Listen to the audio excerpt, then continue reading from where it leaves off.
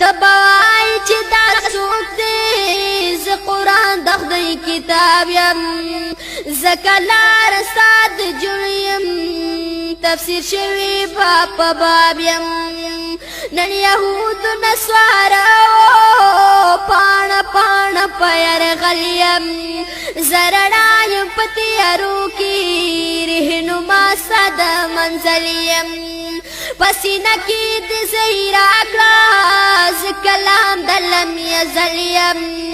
زرنا یم په تیارو کې رهنما ستا د منزل یم پیارے کی میں قبول کرا کڑاؤنا تکلیفنا تل بنوی دا ظلمنا خدای براولی وقتنا